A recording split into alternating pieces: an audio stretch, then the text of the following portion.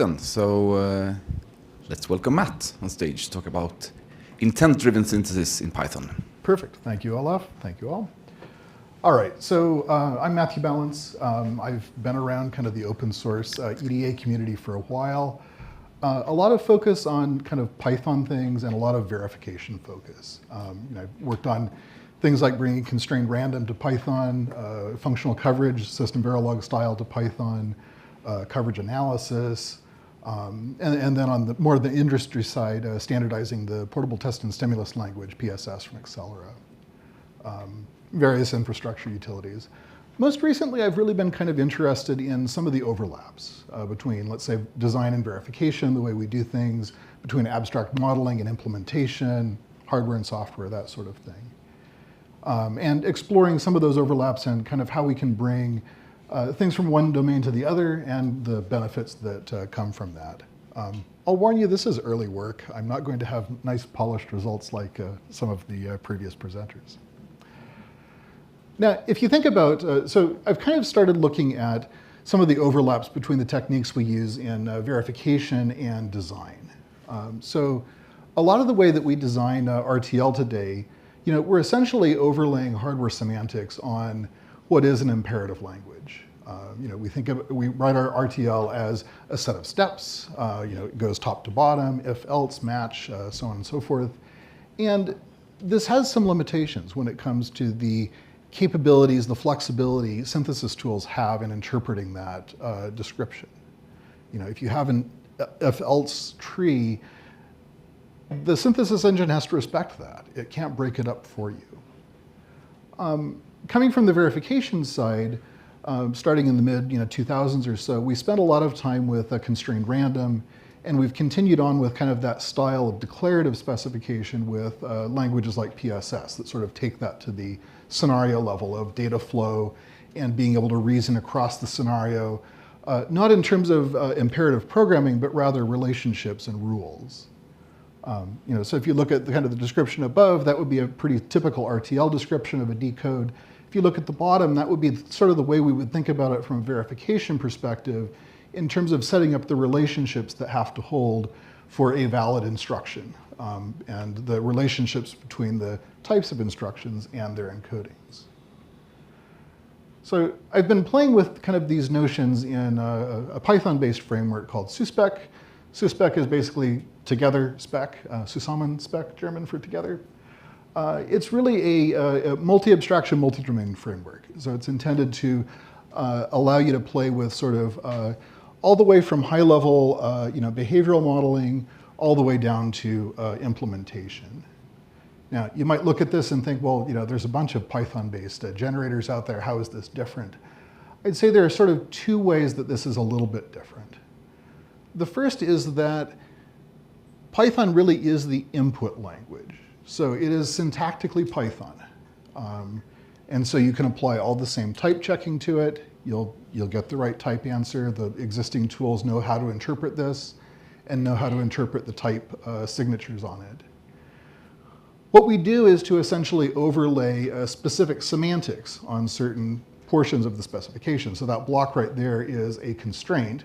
And so if you have multiple if-else blocks, those are evaluated in parallel as constraints are rather than imperative code that you kind of execute procedurally. The second is the intermediate representation structure. So the whole concept here is that we're able to take in input. Python is kind of the superset language. It's the union of all semantics that we can express.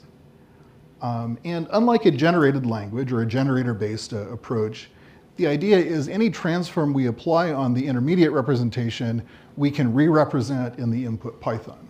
So if you want to take a high-level description and lower it to something synthesizable, we can then represent that same synthesizable RTL description in the Python input, which allows you, as an engineer, better control over your source. You can lower it, and then you can decide, I can actually do better than the synthesis engine. You can take that source back over and continue manipulating it. You don't sort of get into this state where you have high level and you have generated Verilog. Now, rather than kind of try to argue about or reason about why this is a good thing, let me just walk through an example. and highlight a few of the benefits, I think, of using this type of approach, more of a declarative approach to design. I'll use a RISC-V core like we all build and then throw away. So if you kind of think about the, well, a lot of us do at least. I wrote a particularly terrible one at one point.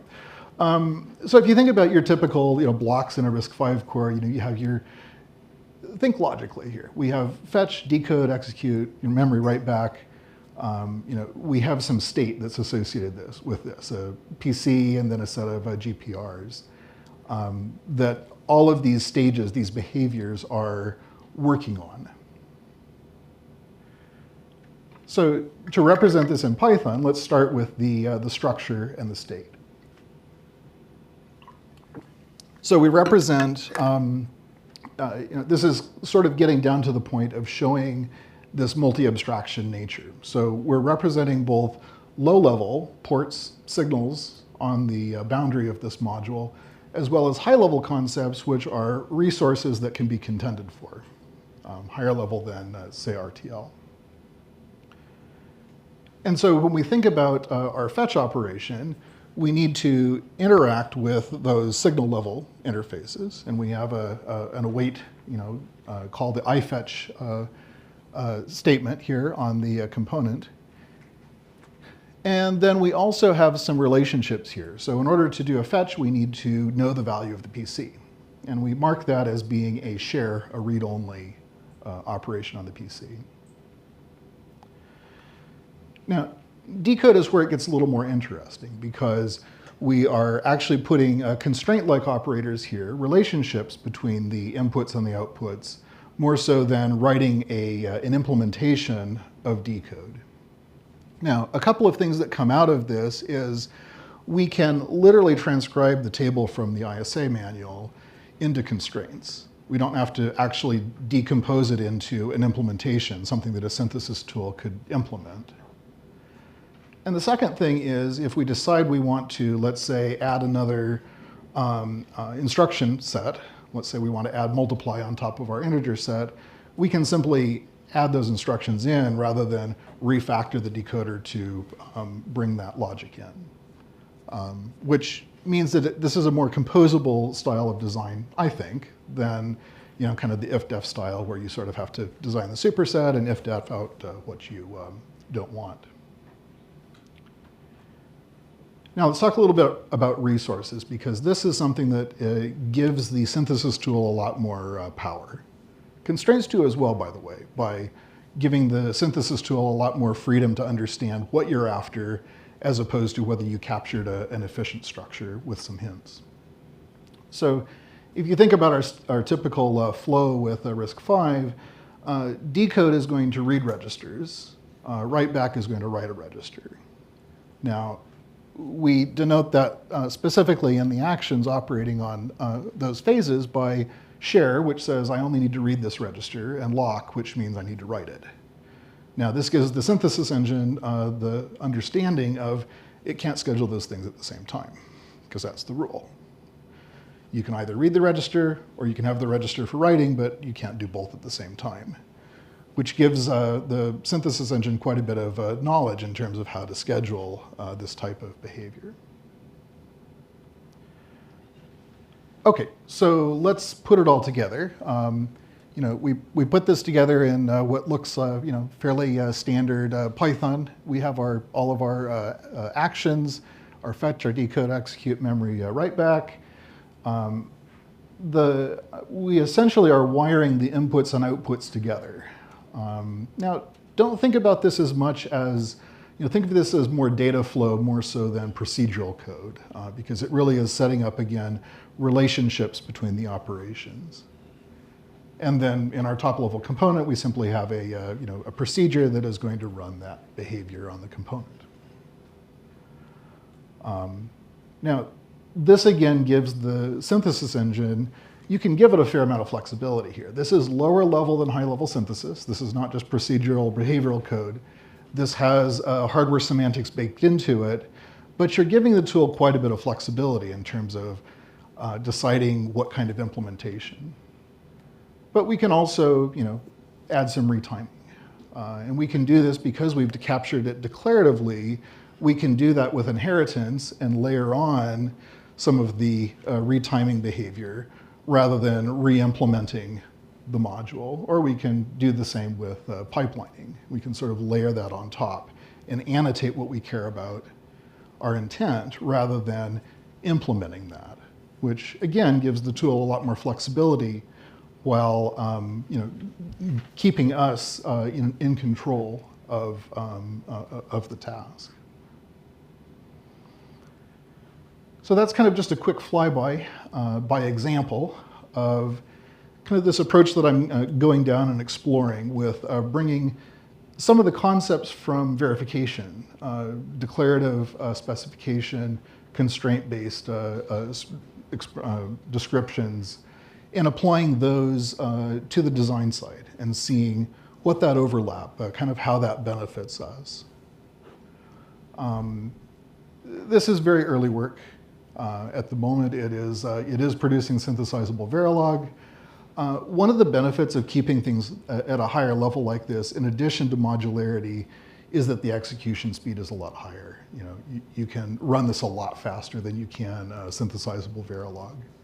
So basically, at the moment, you can create synthesizable Verilog, you can run it in Python, you can create a C model and run it much faster, let's say, with less visibility. So thank you. Hope it was at least a little bit interesting, and feel free to follow along. I will be writing more about this in the future. So thank you very much.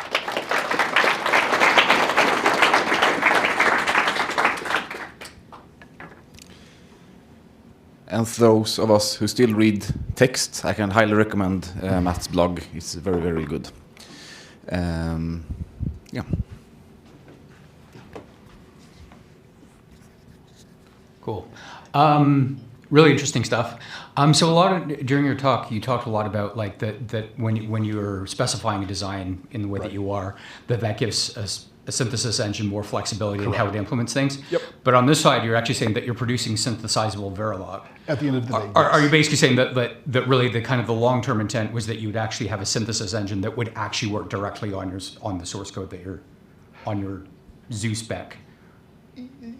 Okay, I guess I should be a little clearer there. There's sort of multiple levels of synthesis engine or IR manipulation. So you take the high-level representation with constraints and lower it successively until you get to RTL, from which you can produce Verilog. So you're saying, when you're saying that you have more flexibility in the implementation, you basically mean more flexibility in the implementation of how it actually translates to Verilog. Absolutely. Gotcha. And then it goes to Yosis, all right. of course. But yeah. Great, thanks. That's the flexibility. Yeah. So I'm a big believer in IRs and have been following the progress from the sidelines for the past 10 years. And there's a lot of different IRs. So have you looked at how does this compare to other efforts like, I think primarily circuit seems to be where people are going. Right. I think the main difference is they are focused very much on hardware where I'm trying to cover the space all the way up to algorithm and higher level design. We'll see, it might intersect. Yeah, but you could potentially emit circuits, for example, I guess, from your IR. Yeah.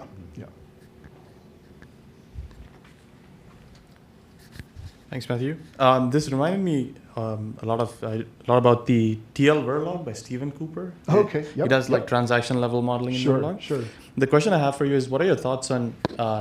Since we're looking at more, data flow level or transaction level modeling here, how about using this for CGRA programming, like coarse grained reconfigurable arrays, where the basic compute blocks are like ALUs as opposed to an FPGA where it's lookup tables, right? Okay. So it can spatially map like a data flow graph more effectively. Sure. Do you see this merging as a programming? I think there's some opportunities there. Okay. Yeah. Cool. I would like to discuss this more. Unexplored, but yes. Awesome. Thank you. Yeah.